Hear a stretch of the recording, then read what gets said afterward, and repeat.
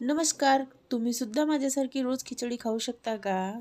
कारण माझी तर ऑल टाईम फेवरेट आहे. त्यासाठी मी कांदा, बटाटे, टोमॅटो, कोथिंबीर इथे कट करून घेतलेला आहे. इकडे मी कोलम राईस घेतलेला आहे.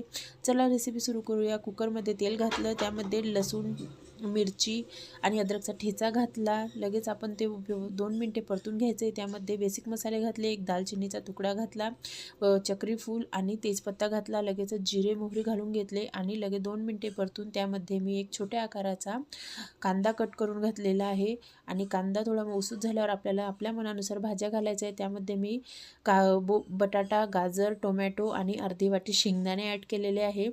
आणि आपल्याला व्यवस्थित ते 5 मिनिटे परतून घ्यायचं आहे.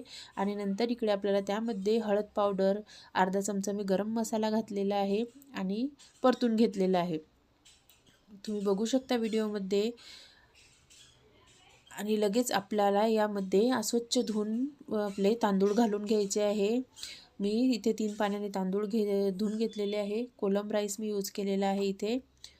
तुम्ही तुमच्या मनानुसार कोणताही बासमती किंवा साधा आणि राशनच्या तांदूळाची खिचडीसुद्धा खूप छान बनते. मी कधीतरी बनवत असते.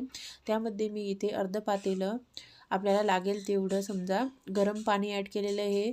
मी थंड पाणी ॲड केलेलं नाही, गरम पाणीच ॲड केलेलं आहे. त्यामध्ये थोडंसं आपल्या चवीनुसार मीठ घालायचं, कोथिंबीर घालायची आणि 3 शिट्ट्या करून घ्यायच्या. इकडे लगेचच मी खिचडीसोबत खाण्यासाठी कांदा भजी बनवली होती. त्यामध्ये उभ्या आकाराचा कांदा कट करून घेतलेला आहे. इकडे मी 4-5 कांदे घेतलेले आहे मीडियम आकाराचे.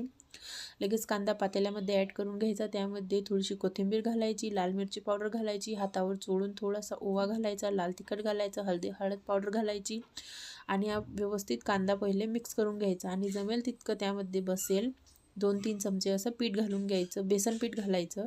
थोडंसं पाण्याचा शिपका मारायचा आणि आपलं पीठ घट्टसर असं भिजवून घ्यायचं. लगेच मी इकडे कढई ठेवली होती. कढईमध्ये तेल गरम झालेलं होतं आणि आपल्या छोट्या आकाराची आपल्याला जमेल तशी भजी पाडून घ्यायची आणि व्यवस्थित खरपूस अशी तळून घ्यायची.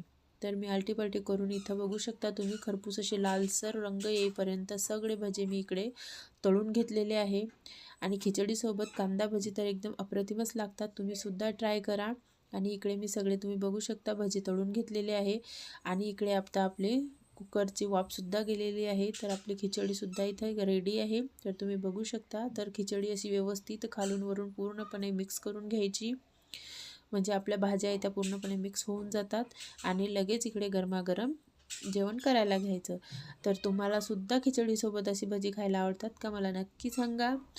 आणि तेवढं जाता जाता सबस्क्राईब करा आणि या जेवण करायला तुम्ही सुद्धा आणि एन्जॉय करा.